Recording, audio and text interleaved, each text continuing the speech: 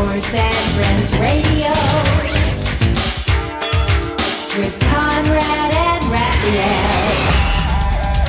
Hey, I'm Conrad Nodden. And I'm Raphael Valle. And from Nashville, Tennessee, you're listening to The Horse and Friends Radio Show. Of the horse, for the horse, and by the horse lovers everywhere. Okay, Raphael, here we are, up to show number 17. Can you believe the quality of guests that we've had? I mean, it's show 17. It's not a long ways down the line, but think of all the great guests we've had. No, absolutely. We've been great. You know, last show with Dr.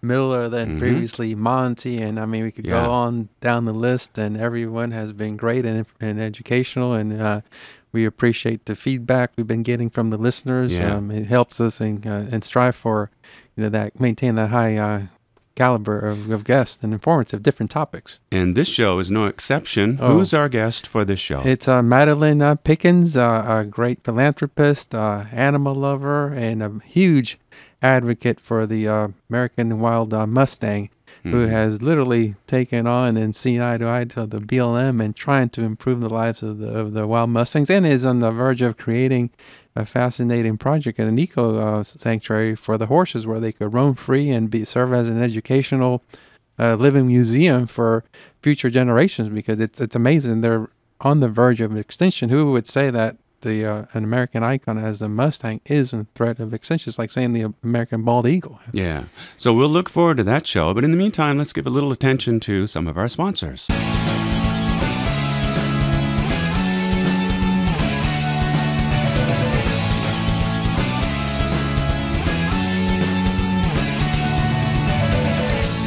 This is Raphael, and I'm proud to say that we have been using Omega Horseshine on Ivory Pal and all of our horses since 2002.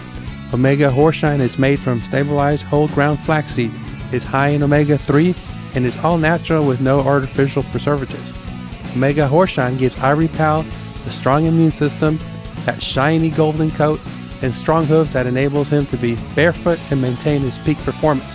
Ivory Pal loves Omega Horseshine so much that he is the ambassador for this great product, and his pictures are on the Omega Horseshine bag. Omega Horseshine was named Product of the Year and Best in Nutrition by Horse Journal. Omega Horseshine is available at quality feed and tack stores nationwide. To order online or find a dealer near you, please visit www.omegafields.com. For over 12 years, the Dr. Cook bitless bridle has been making horses and riders happy around the world. This is a perfect alternative to using a bit. There are over 100,000 now in use in most all riding disciplines.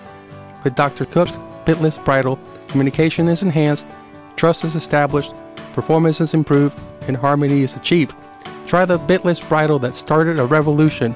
For more information, call a toll-free number 866-235-0938 or visit them at www.bitlessbridle.com. That's www.bitlessbridle.com. Hi, this is Raphael for the Holistic Horse Products, a family-owned business. Recent scientific studies indicate that the traditional and chemical methods for deworming are harmful to horses, as the worms and parasites build up an immunity to these chemical products. Let me share with you an effective 100% natural deworming product that I have been using on Ivory Pal and my other horses successfully for the last 3 years.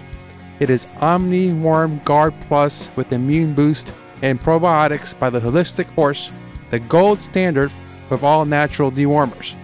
It provides a natural, non-chemical warmer with food-grade PermaGuard fossil shell flour. This keeps Ivory Pal worm-free on a consistent basis, but also contains Immune Boost to help him build a good immune system to assist in warding off disease. In addition to this, it contains 5 very powerful and very necessary probiotics to keep Ivory Pal's digestive system in balance. To keep your horse healthy, purchase Omni Worm Guard Plus with Immune Boost and probiotics. Please visit www.theholistichorse.com or call 1-877-774-0594. When your best horse needs the very best video. When your farm needs to look absolutely fabulous. When your special event needs multi-camera, professional coverage. When you need a theme-based movie, and of course special effects, then you need Malibu Video Productions, now in Nashville. Okay, Raphael, on the line we have a very successful businesswoman, philanthropist, animal lover, a staunch and relentless fighter for the protection and preservation of the wild mustangs in the western part of the United States, and the wife of oil tycoon T. Boone Pickens. Welcome, Miss Madeleine Pickens, to the Horse and Friends radio show. Well, good morning, and thank you for inviting me. It's our pleasure. Yeah, we're excited to have you on our show because we firmly believe in what you're doing to preserve the wild mustangs. We know it's part of our American heritage, no difference than the American eagle. So we really are behind you in what you're doing and have also taken on the slaughterhouses. And can you just let us know, your listeners, what is your latest project involving the Saving Americans Mustang Foundation? And I know you've been you're on the verge of establishing the Eco Sanctuary for the wild horses. Well, yes, I bought a property up in northeastern Nevada, Elko County, which is, of course, the heart of the ranchers, the ranching community, and cattlemen, so they're very disturbed about it. But really what I did was I did the same thing that they did, as I bought deeded land, and then I bought the grazing allotments that surround it, that go with it. So, in essence, you know, there's nothing that I've done that can possibly affect or disturb them. So it's been rather shocking to me to see how against this program they are, because we have approximately 600,000 acres there now with the, public lands that we bought the grazing allotments to. So we've asked the government to convert it from cattle grazing to horse grazing. It doesn't take away 1 acre from them.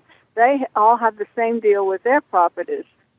So I think once they begin to understand this, and they will also see that it's going to take the monkey off their back, as far as everybody's so familiar with their hate towards the wild horses, and they've created all these myths and stories about them. There's so many of them out there. They're like desert cockroaches. We'd like to eat them. The video files that we have of them saying all this stuff, and yes, they should go to slaughter. Well, actually, these horses are protected by the BLM and should not go to slaughter.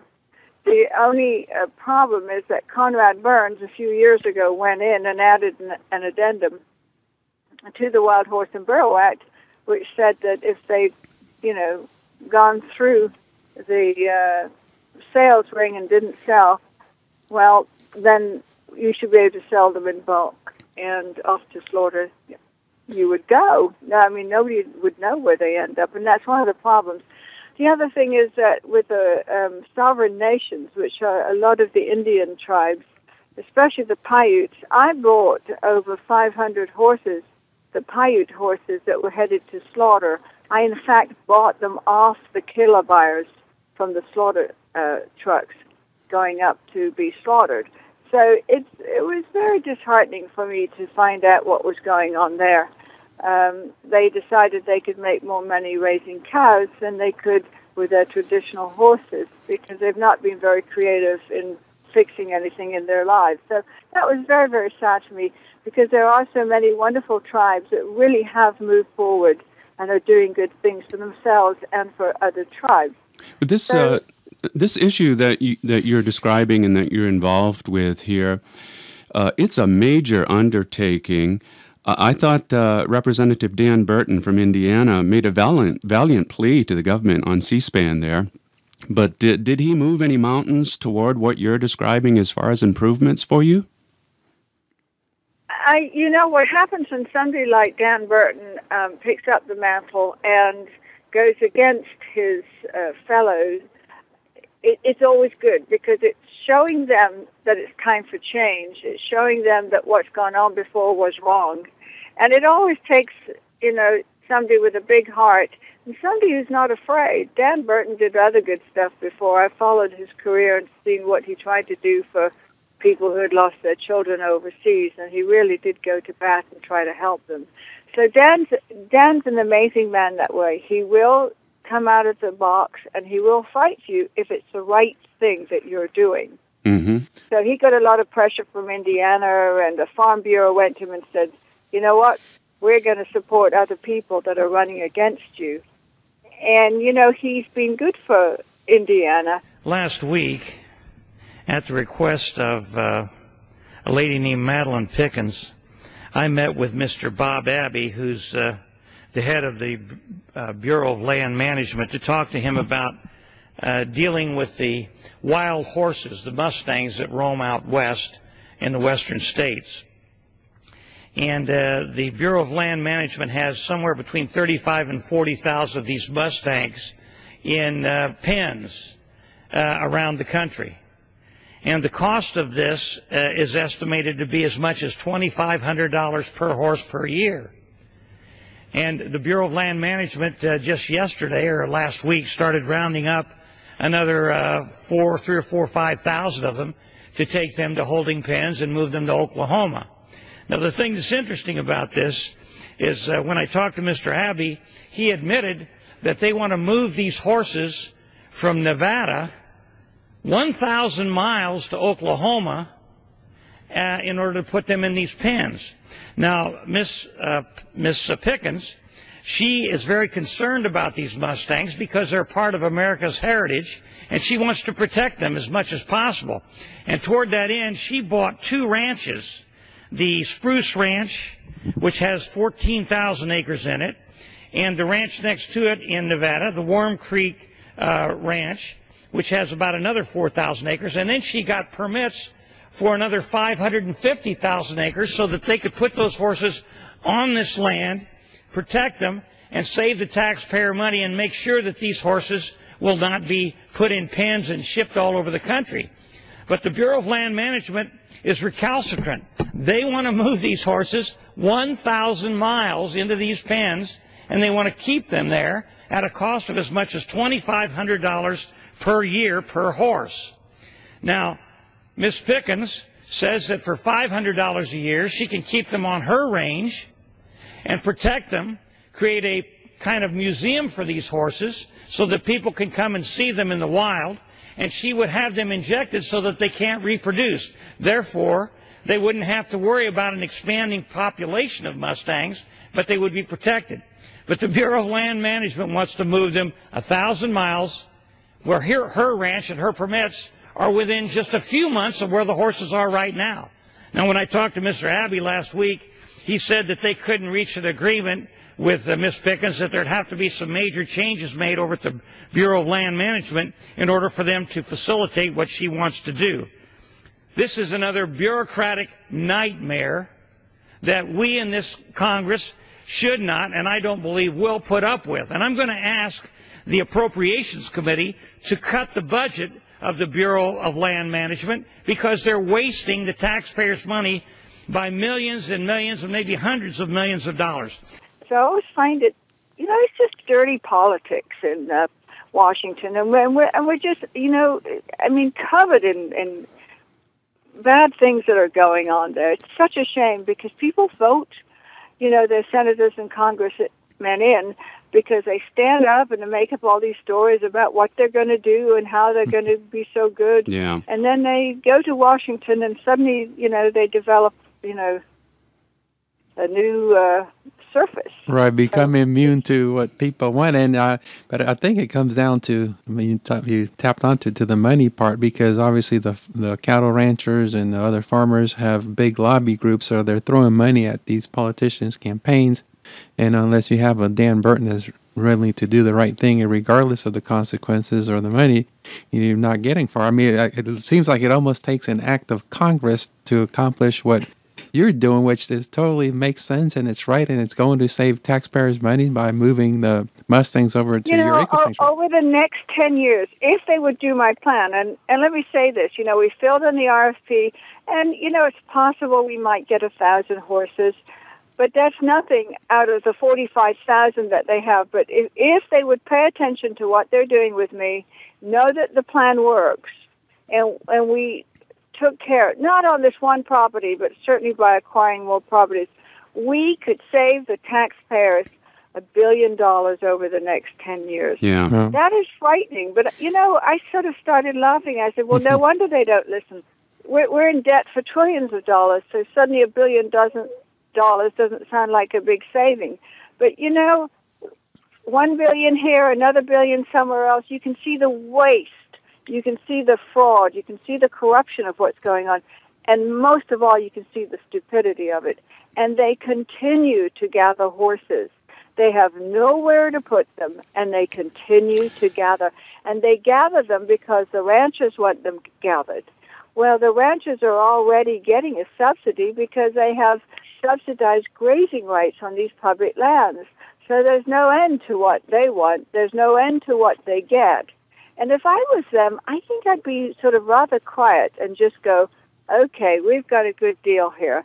Why don't we just fix this problem so it goes away? Because I can tell you, once you've opened Pandora's box, it doesn't go away. Madeline, now, and the word gets out. Madeline, are you familiar with Ginger Catherine's? Yes, I am. Yeah, she was a guest on our show earlier and about her fight with the BLM and everything, and we kind of characterized it as sort of a David with a slingshot against Goliath, and it seems that even though you may have a bigger slingshot than she does, it's still a daunting task.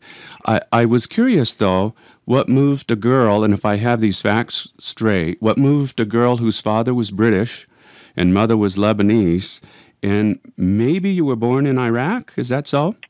That's right, yeah. What moved a girl like that to join the fight against the American government in the wild, wild West? Well, I didn't know about this. I didn't know what was going on. And so I realized once I did that there was no way that I could live peacefully and not jump in. It's like seeing, a hit and run and doing nothing about it. Mm-hmm. To see people, war issues. Well, I came to this country because I thought it was civilized. And I came to this country because I was fascinated with the West. I used to go to all these cowboy movies with my father, and he was fascinated with it, too. And I grew to love it, and I could not wait to get here.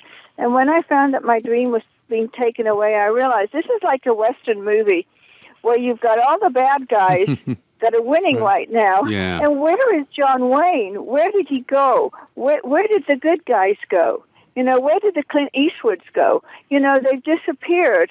And, we need somebody to show up. And so guess what? We girls have to get out and do it.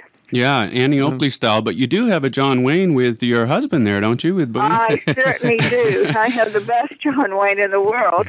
And he's amazing. He's been an inspiration to me. Just watching him do his Pickens plan, trying to get America on its own energy resources and offer foreign, products. I realized, if one man could change the world there and America, then I could do this project because this is, it seems monumental because it's always the same silly group that we're fighting.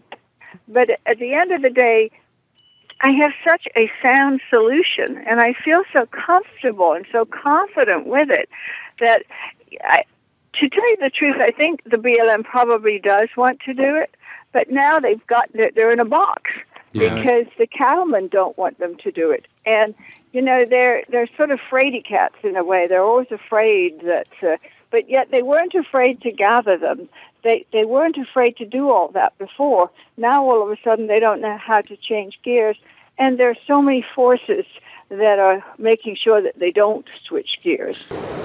Well, you've probably all read about it now in the AP story, but apparently Bob Abbey has received some information that our proposal was to put 10,000 horses on the spruce. Now, I'm somewhat mystified and puzzled by all of that because we've had so many meetings with the BLM. It's just stunning to me that anybody would come out with a number like that. When we purchased the spruce, it was to create a pilot program, and that the BLM would be the authority to determine how many horses would be allocated to that ranch. There was 1,000 cows there before, So I would presume 1,000 horses would be reasonable. After all, a cow weighs, 1,200 pounds with the baby, and a horse. I know our Mustangs are pretty small on that ranch, and they're about 800 pounds. So if you had 1,000 cows and you had several hundred horses running around and you remove the cows, I would assume that 1,000 horses would not be too much for that ranch at all. Anyway, this is a very sad day for everybody. We spent millions of dollars getting here. We've had total encouragement from senators, congressmen, from the Bureau of Land Management, many, many meetings. And of course, disagreements. We've always raised the fact that we are against the gathers. And having had the opportunity to own the spruce, and I've flown over it many, many times, I have not seen enough horses to tell me that the land cannot sustain it. And I'm rather disappointed that at every turn, when I want to get started on it, fix the fencing and fix the water holes and do the right thing and start to grow good feed, there's always a roadblock, and it's confusing to me. Because if you're really trying to fix something, everybody should come to the table and get closer together and try to come up with a solution. You know, there's a mindset. I mean, the people up there hate the horse. They hate him.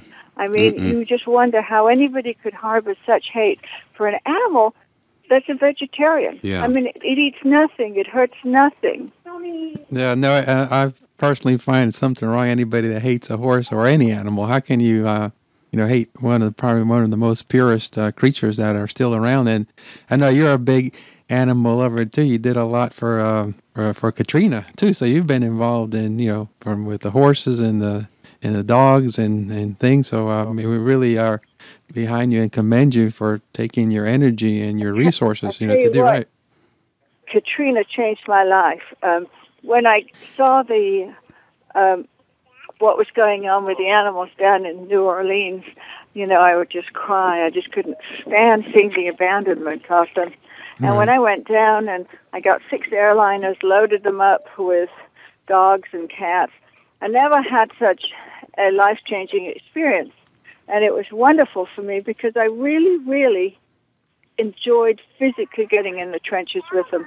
Right. And it was like watching Noah's Ark when those airplanes took off. So that was life-changing. And after that, I knew I could get anything done. Might take time, but I will get it done. Animals don't have a voice. We have a responsibility to take care of them. We cannot abandon them. That's what drives Madeleine Pickens. She's an animal lover, a horse breeder, and a philanthropist. After her oil man husband, T. Boone Pickens, gave $7 million for the victims of Hurricane Katrina, she wanted to help the animal victims, too. I managed to hire an airliner. I think we got about 800 dogs and cats out to California and Colorado and got them adopted out. So when she heard that thousands of wild Mustangs might be euthanized, Madeleine got to work. The horses have no natural predator. Their only predator is mankind when we do the wrong thing. The wild horses, which date back to the Spanish conquistadors, roam free on federal land in 10 western states, land they share with herds of domesticated cattle.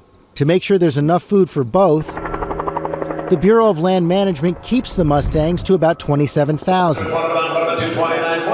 The rest are rounded up for auction.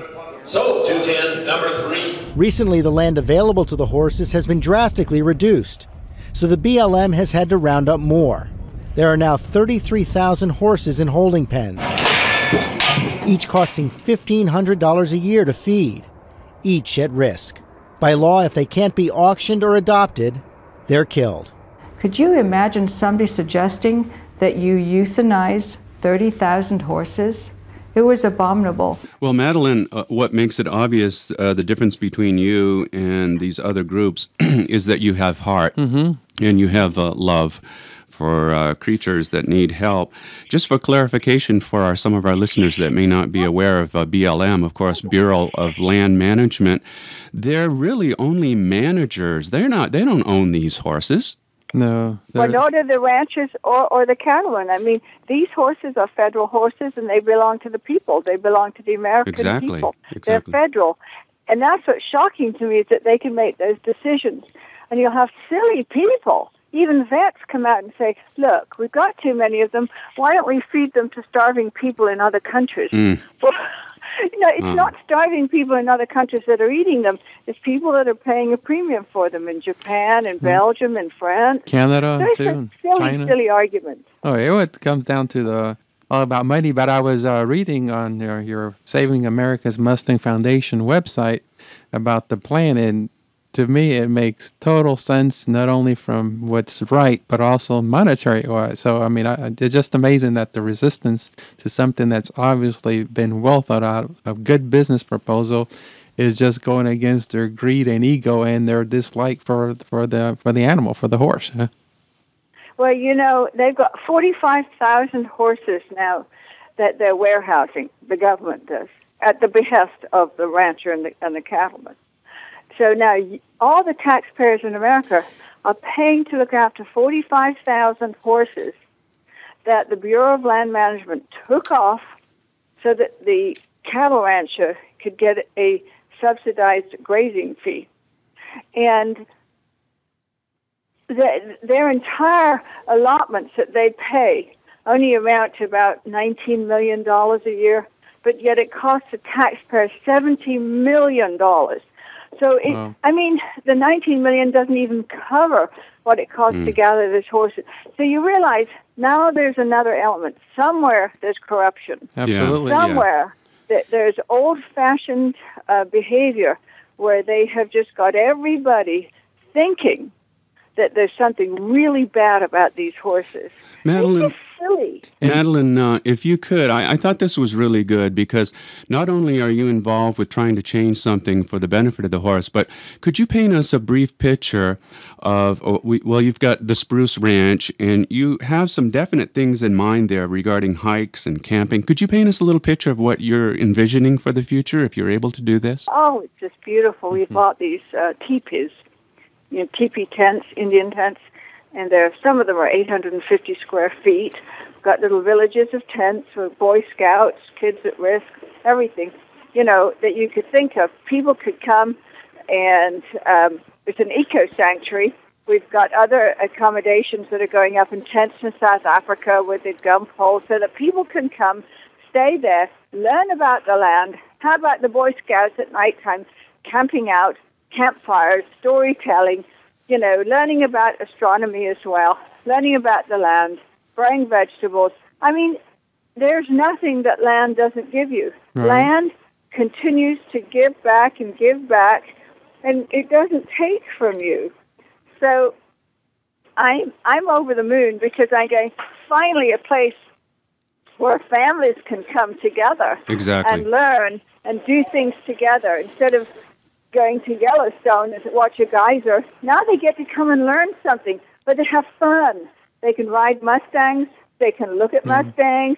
They can watch them in nature, poetry classes, art classes, photographic classes, wellness center. Now, it's not all there, but the dream is there. Yeah. And once they give us the go-ahead, we can really move forward. In fact, I'm still moving forward with it.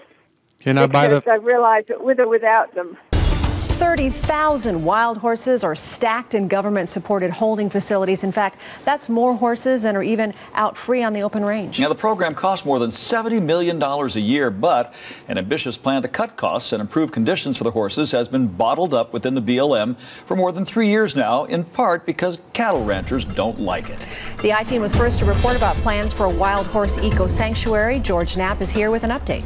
Well, as you both know, we've been following this for a long time. Businesswoman and philanthropist Madeleine Pickens has spent years trying to coax the BLM into trying something different because it's clear what they've been doing is not working. She's also spent more than $13 million of her own money so far. An eco-sanctuary would be good for the horses, good for taxpayers, and a boost for tourism in rural Nevada. But the BLM is still dragging its feet, which has given cattle ranchers plenty of time to muddy the waters. Pickens says she's going forward whether they like it or not. The scenes are straight out of Zane Grey. Bands of rambunctious wild horses kicking up dust and sage on the same range where the first horses on Earth once galloped and evolved. These 600 or so Mustangs were captured on an Indian reservation and were bound for a slaughterhouse before Madeleine Pickens saved them from a date with a dinner plate. She bought the horses before she bought the ranches to accommodate them. They've since fattened up on rich hay, but are still wary and wild. The first of what Pickens hopes will be many Mustang herds to live in freedom and protection in a vast eco-sanctuary called the Mustang Monument. The whole idea has been to offer the public something that replicates these horses in their historical natural setting. Well, it would never get better than this, where we're standing today. This is it.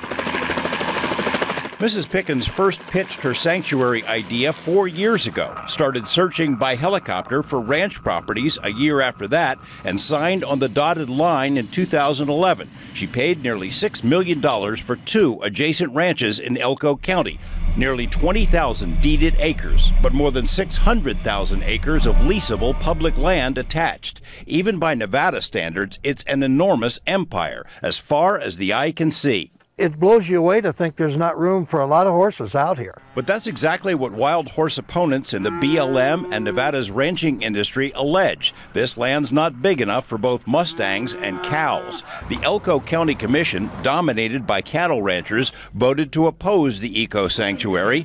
We love wild horses. It tastes just like chicken. If Pickens wanted to start a colony of vampires, the rumors whispered about her by ranchers could hardly be more sensational or less factual. Want to be able to buy the first ticket to the sanctuary to visit. That'll be your first visitor. You know, Madeleine, it sounds like when you describe that, and we can see your vision too, it sounds like you want to replace what you didn't find when you came to the West and wanted to see.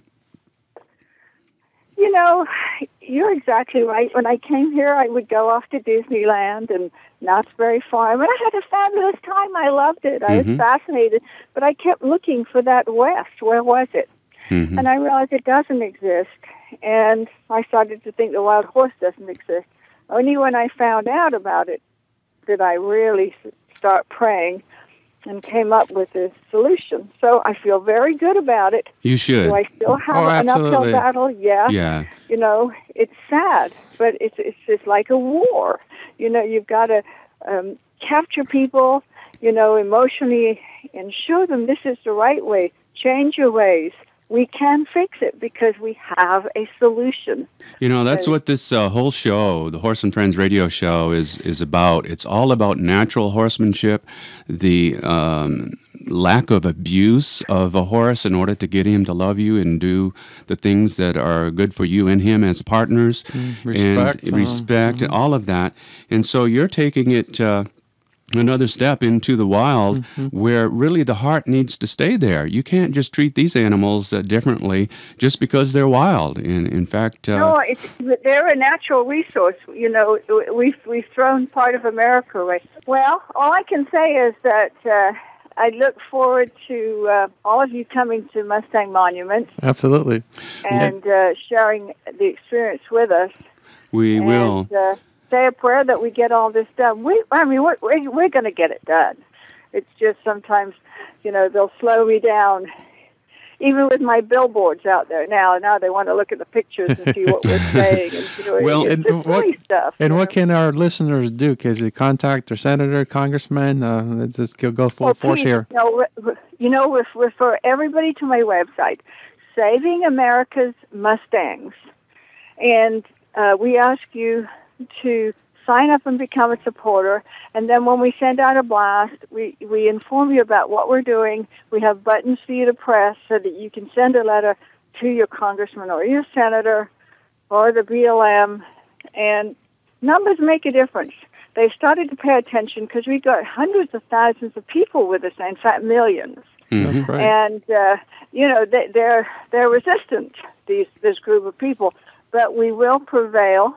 We do have our voice heard when we go to Washington now. They know, oops, we can't ignore this one anymore. And this But is not still, something. This is not something to drag your feet on either, because if I have this correct, 100 years ago there were about 2 million wild mustangs. Now there's only around 30,000 that are still roaming, around 40-something thousand in pens. It's getting down to extinction levels pretty soon, is it not? I agree. I mean, if you've got almost 45,000 being warehoused, I honestly think there's less than 30,000. I'd say there's probably more around 20,000 if we're lucky. Oh, boy. And you get to the problem of inbreeding, too, The genetic of the pool's not there. Just like they had on the East Coast. But we have enough right now that we could, save it all. Absolutely. And do the right thing. It's just really, really hard to get them to do the right thing, because I think they're embarrassed too. So it's like saying, well, we were wrong, or maybe we've gone too far. So it takes people like that a while to get going. Right. I'm Madeleine Pickens of Saving America's Mustangs. Please help us. 100 years ago, we had 2 million horses roaming free on the range. And today, we're down to less than 28,000. And that is close to extinction. And our government has now gathered more than 45,000 wild mustangs, and they're currently being warehoused in holding pens at the taxpayers' expense. That means they're stuffed in these corrals, no shade, no trees. Please help us make a change for these innocent animals who cannot speak up on their own.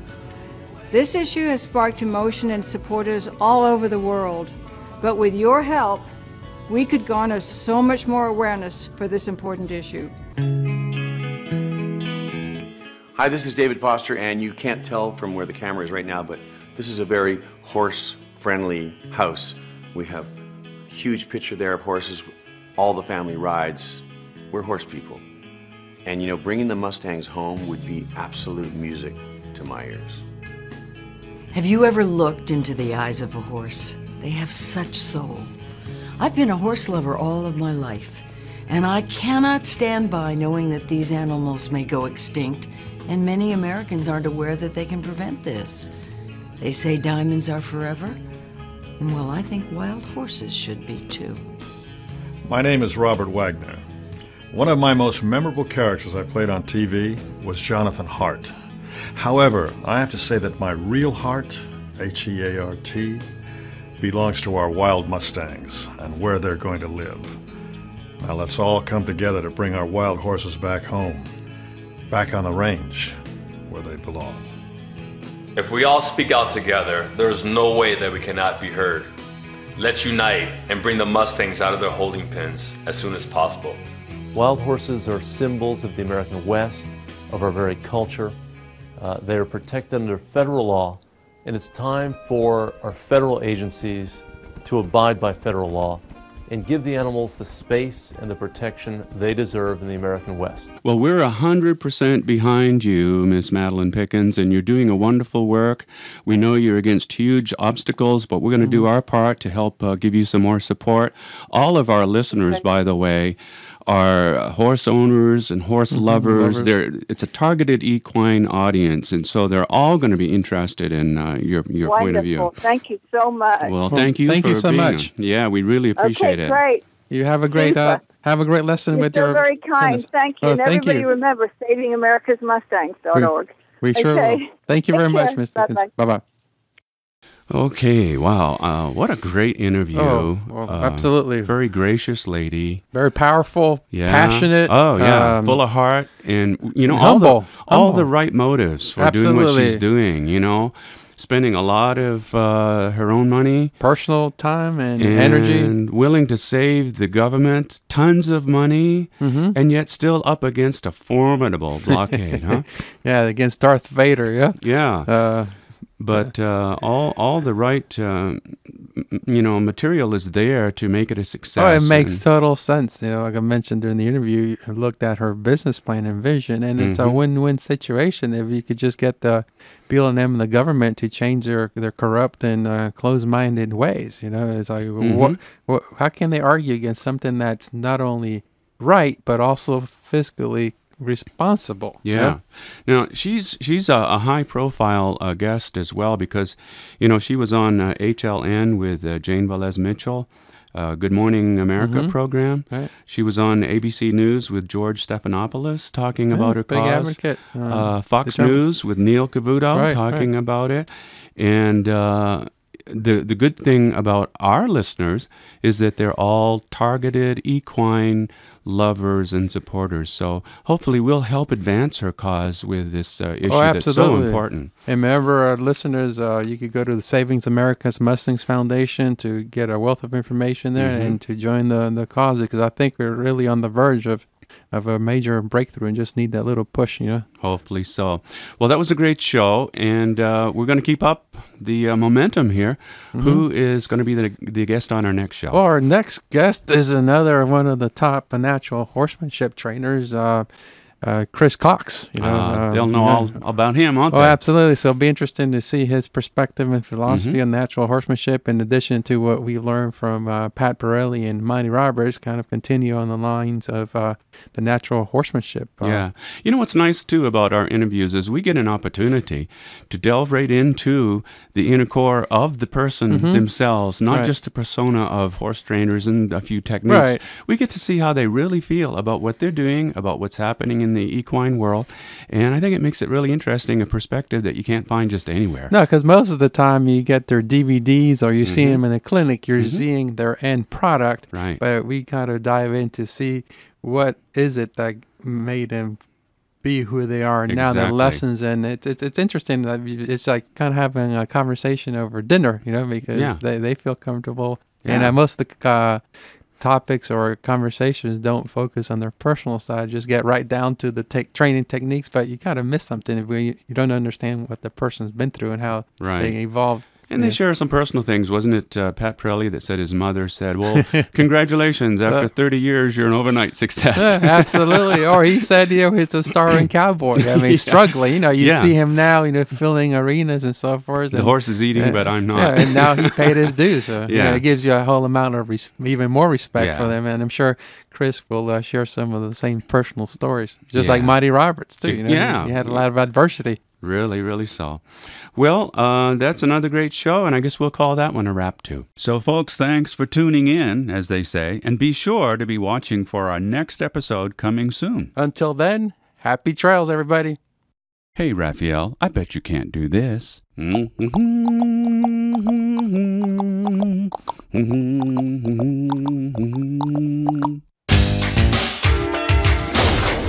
and Friends Radio.